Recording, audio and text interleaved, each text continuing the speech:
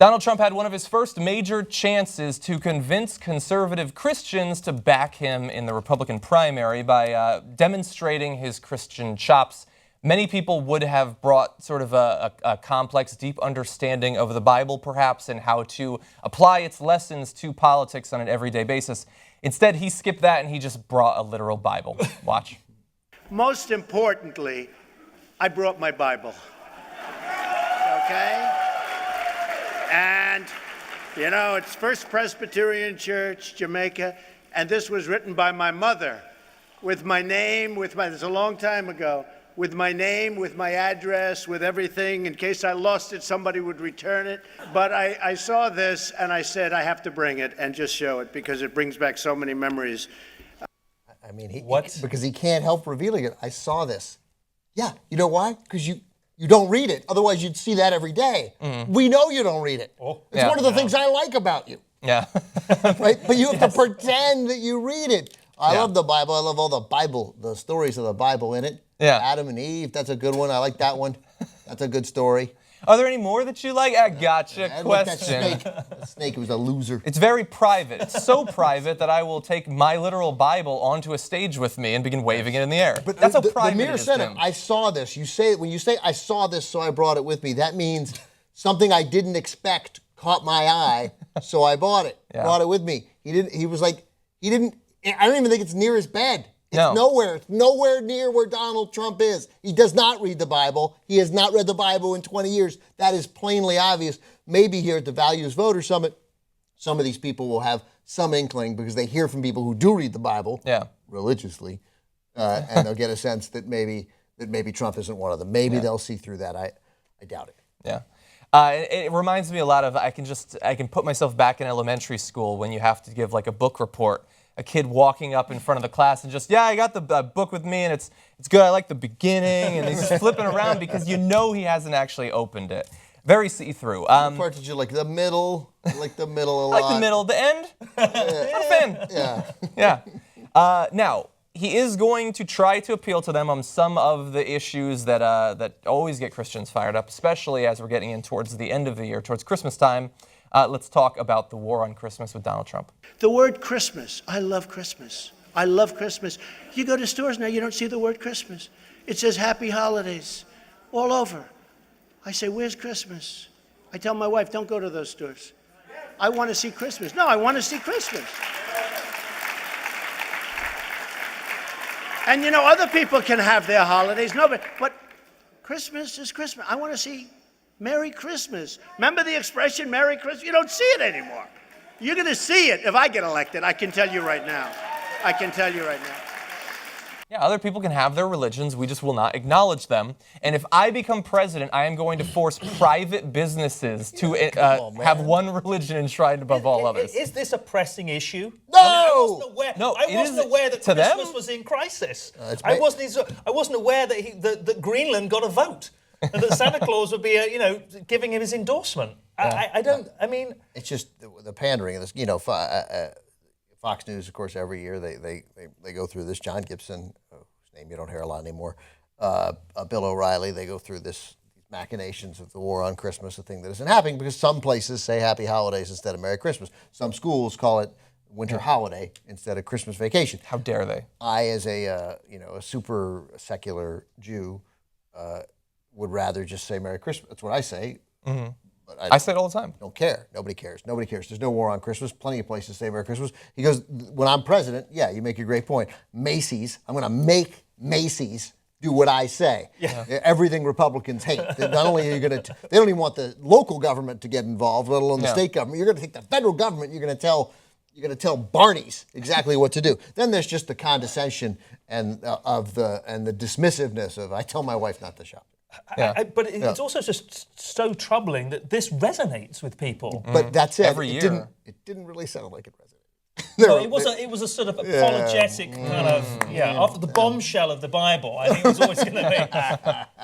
Yeah, I mean, it's just the guy first of all, we know he doesn't care about this. He does not care about this. He doesn't think there's a war. And by the way, guess what there is? There's a national Christmas tree that the Muslim president lit up. Yeah, exactly. Like we have it.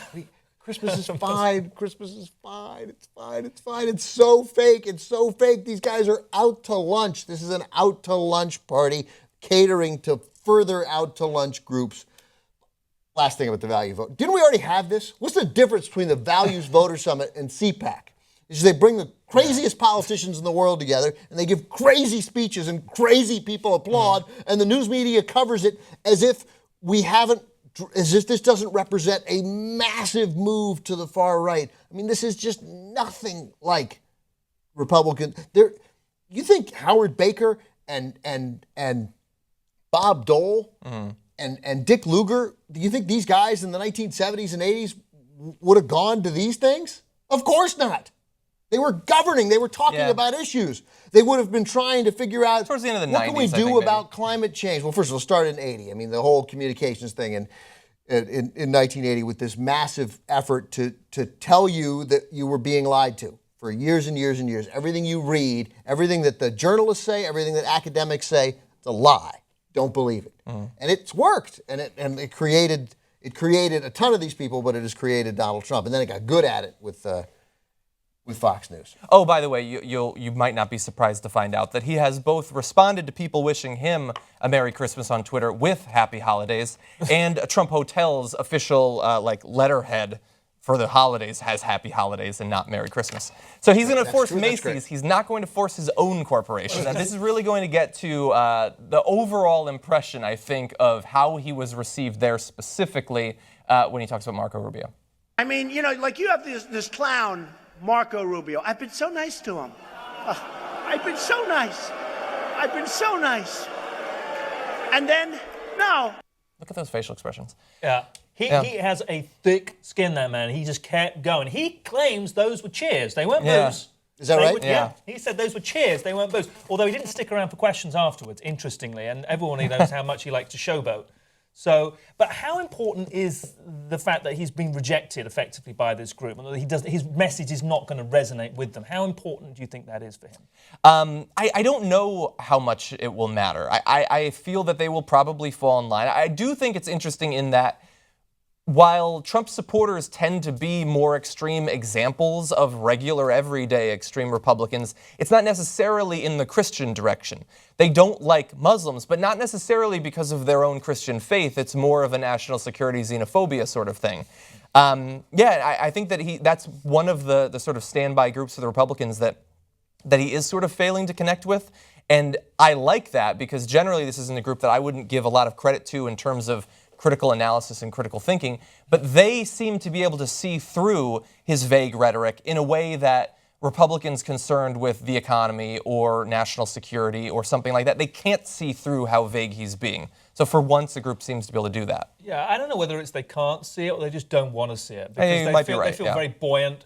And also, I think it's so far out from anything. I think these polls that we're seeing, they're meaningless anyway, and it spins on a dime when you see that after the CNN debate, all of a sudden Carly Fiorina, leaps to number 2 in the polls. It just shows you how violently it oscillates, and it can just spin on on one debate. So it's meaningless, really, and I think it's a long race. And he will implode. He'll either implode or he'll just kind of run out of steam. And maybe this is the first indication of him starting to kind of run out of steam. We've already seen that. And I think polls, I think you're on the right track, Elliot. I think that they are not to be they are taken with giant granules of salt, right? They are telling about something, and Trump combined with Carson and Fiorina, the fact that those people are over 50 in most polls suggests that there is a wide swath of the Republican electorate that is eager to hear from non-traditional politicians. That seems clear. So they can tell us certain things. I think I'm done predicting because I've been wrong so often. I literally was on this show sitting in that seat, I think 3 months ago when I said I think Scott Walker will be the Republican nominee. I thought it was Cenk that said that. That was me. And Steve-O. A lot of people thought that. Yeah, I mean, right. It's okay. I've been, I didn't know he was this big a douchebag. Yeah. I'm sorry, Jack Beck. I apologize. But Trump is. I think there is some chance we're maybe seeing in the polls a degree of plateauing, that he has reached the number that he's not winning over any other converts, that he sort of caught up. The people who were already paying attention to politics weren't that interested in him. He caught a lot of people who weren't paying a tremendous amount of attention, liked what seemed like, hey, this guy tells it like it is, doesn't sound like a politician, and they liked that, and they had heard of him. He was a famous person. So all that worked together, and maybe we're seeing a little plateau here. But I also have no idea that if the clips we showed are any way a representation of the kind of response that he got there, that's pretty tepid. And he has done pretty well on the Tea Party. It's been hard to pigeonhole his support. He's pulled from a lot of different parts of the Republican Party. I like when we pretend that there are all these different parts to the Republican Party. There are different facets, I think. And it's a huge tent, John. There's so many different parts of today's modern Republican Party. You look and you see pale skin on a 60-year-old, but there are different shades of pale skin. Wall Street, bigots, and then that's it, largely. Yeah. I think that those are the two big groups. Yeah, I think that the plateauing is happening. I think that apparently 1 in 4 Republican primary voters want someone who tells them the different things that everybody in popular culture tells you not to say and not to think. Your racist inclinations, your sexist inclinations, your class-based inclinations to demonize the poor. All of those things are actually right. You have been right all along. He represents that, and so I think he's going to get 1 in 4. There's another group, and I'm kidding around. So we got the corporatists and bigots, and then a ton of people who don't pay a lot of attention to politics and year after year after year after year vote against their own interests. Yeah, that's true. And many of those people are not bigots. They just think they have a sense that the world they knew is slipping away, and they don't like that. It makes them uncomfortable, but they're not bigots. Yeah. And they continue to vote against their own economic interests. Not that the Democratic Party is some great crusader as a whole fighting for their rights. That is certainly not the case.